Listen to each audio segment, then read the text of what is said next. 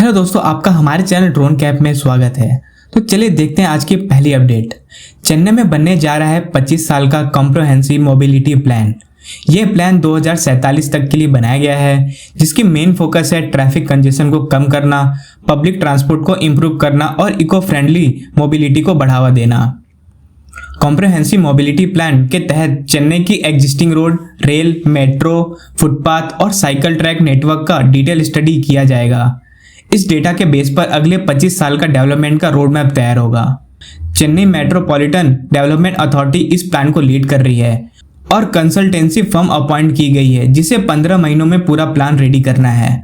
यह plan metro line, बस priority corridor, parking zone, last mile connectivity जैसे crucial issue को एड्रेस करेगा।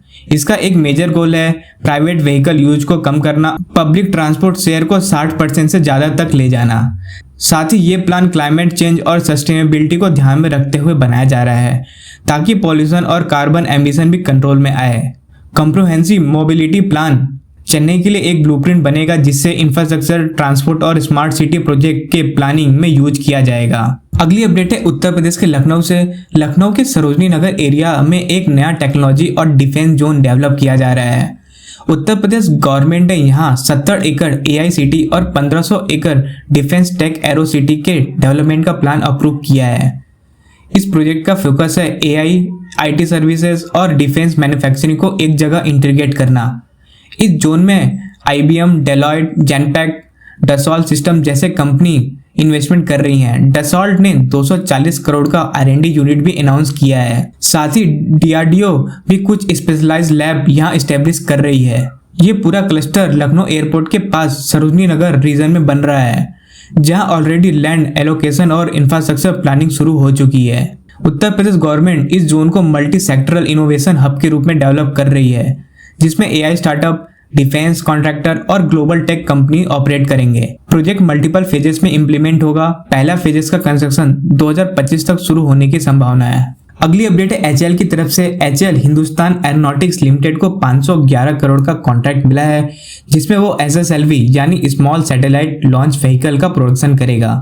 ये कॉन्ट्रैक्ट इन स्पेस के अंडर साइन हुआ है, जो कि इंडिया के प्राइवेट स्पेस सेक्टर को रेगुलेट और प्रमोट करता है। स्मॉल सैटेलाइट लॉन्च व्हीकल के इस्तेमाल छोटी सैटेलाइट के ऑर्बिट में भेजने के लिए किया जाता है। इसका डिजाइन इसरो ने डेवलप किया था और अब इसका मैन्युफैक्चरिंग पार्ट प्राइवेट सेक्टर को दिया जा रहा है। HAL इस व्हीकल का प्रोडक्शन करेगा, जिसमें उसे मॉडर्न एरोस्पेस मैन्युफैक्चरिंग कैपेबिलिटी का यूज होगा। ये स्टेप है स्पेस सेक्टर के प्राइवेटाइजेशन की तरफ, जहां इसरो अब R&D पे फोकस करेगा और मैन्युफैक्चरिंग प्राइवेट प्लेयर के थ्रू होगा। कॉन्ट्रैक्ट के तहत HAL सैटेलाइट लॉन्च व्हीकल का एक डेडिकेटेड प्रोडक्शन लाइन स्टेब्लिश करेगा। अगले कुछ सालों में स्मॉल सैटेलाइट लॉन्च व्हीकल का कॉमर्शियल यूज भी बढ़ने की संभावना है, जिसका मेन फोकस लो कॉस्ट और फास्ट डिप्लॉयमेंट लॉन्च पर होगा। अगली अपडेट है आंध्र प्रदेश के विशाखापट्टनम से। विशाखापट्टनम में कॉग्निजेंट का एक नया IT कैंपस बनने जा रहा है। कॉग्निजेंट ने अनाउंस किया है कि वो आंध्र प्रदेश के विशाखापट्टनम में 1583 करोड़ का IT कैंपस डेवलप करेगा। ये कैंपस मार्च 2029 तक कंप्लीट होगा, जहां पे लगभग 8000 लोगों को जॉब मिलेगी। ये कैंपस विशाखापट्टनम के IT हिल रीजन में बनेगा। कॉग्निजेंट Tier 2 सिटी में अपना बेस एक्सपांड कर रहा है। TCS जैसे दूसरे कंपनी भी इसी मॉडल पे काम कर रहे हैं। कंस्ट्रक्शन के लिए लैंड अलॉटमेंट हो चुका है और स्टेट गवर्नमेंट ने इस प्रोजेक्ट को अप्रूवल भी दे दिया है। कैंपस ऑपरेशनल होने के बाद ये सिटी में IT वर्कफोर्स को एकोमोडेट करेगा। कंस्ट्रक्शन के दौरान भी टेम्पररी एम्प्लॉयमेंट जनरेट होगा। कॉग्निजेंट ने प्लान बनाया है कि 2025 के आसपास कंस्ट्रक्शन का काम शुरू होगा और फेज मैनर में हायरिंग भी की जाएगी। अगली अपडेट है गुजरात से। गुजरात में बायोफ्यूल सेक्टर में एक मेजर इन्वेस्टमेंट प्लान अनाउंस किया गया है। स्टेट के वेरियस प्राइवेट और कोऑपरेटिव फर्म मिलकर 3300 करोड़ का इन्वेस्टमेंट कर रहे हैं एथेनॉल और कंप्रेस्ड बायोगैस प्रोडक्शन को बूस्ट देने के लिए। इस इन्वेस्टमेंट का मेजर हिस्सा एथेनॉल प्लांट पर लगाया जा रहा है। Multiple new ethanol production unit setup किए जा रहे हैं, जिससे फ्यूल ब्लेंडिंग टारगेट को अचीव किया जा सके। अमूल भी बायोफ्यूल सेगमेंट में एंट्री ले रहा है। कंपनी ने बायो एथेनॉल ट्रायल एक्सपांड करना शुरू किया है। प्राइमरी डेयरी वेस्ट और बायोमास के थ्रू एथेनॉल बनाने के एक्सपेरिमेंट हो रहे हैं। साथ ही गुजरात में 30 नए कंप्रेस्ड बायोगैस प्लांट डेवलप किए जा रहे हैं, जिनके लिए 1000 करोड़ का अलग से इन्वेस्टमेंट प्लान किया गया है। ये सब इनिशिएटिव मेनली रूरल और सेमी अर्बन जोन में इम्प्लीमेंट होंगे, ताकि बायोमास, डंग, एग्रीकल्चर वेस्ट जैसे रिसोर्सेज का फ्यूल प्रोडक्शन के लिए हो सके।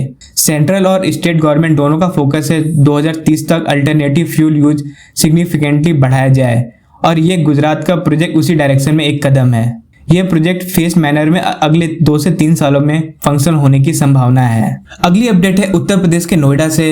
येड़ा Yamuna expressway industrial development authority ने टोटल 54 नए प्रोजेक्ट को अप्रूवल दे दिया है।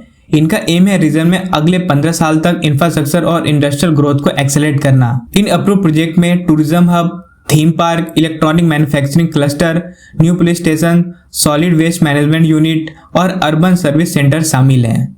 ये सारे प्रोजेक्ट जेवर एयरपोर्ट के आसपास और ग्रेटर नोएडा के एक्सटेंडेड जोन में इंप्लीमेंट होंगे। येड़ा के अकॉर्डिंग ये प्लानिंग 15 साल के लॉन्ग टर्म विजन के अंदर की गई है, जिसमें हर साल फेजेस में काम होगा।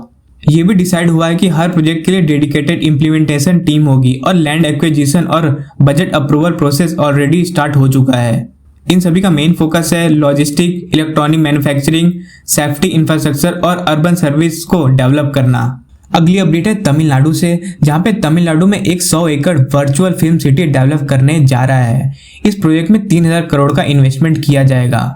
ये film city AI based virtual production technology पे काम करेगी, जिसमें ट्रेडिशनल सेट के बजाय ग्रीन स्क्रीन, डिजिटल बैकड्रॉप और वर्चुअल रियलिटी इन्वायरमेंट का यूज होगा।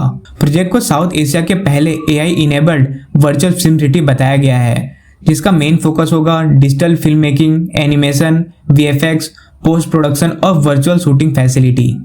लोकेशन अभी फाइनलाइज हो रहा है, लेकिन ये तमिलनाडु के मीडिया और IT कॉरिडोर के आसपास ही स्टेब्लिश किया जाएगा। इंफ्रास्ट्रक्चर में studio, post production unit, training centre और AI लैब शामिल होंगे। इसमें फिल्म प्रोफेशनल के लिए टेक्निकल ट्रेनिंग का भी प्रोविजन होगा। प्रोजेक्ट का कंस्ट्रक्शन अगले कुछ महीनों में स्टार्ट होगा और इसे फेज वाइज कंप्लीशन के थ्रू फुली फंक्शनल बनाया जाएगा।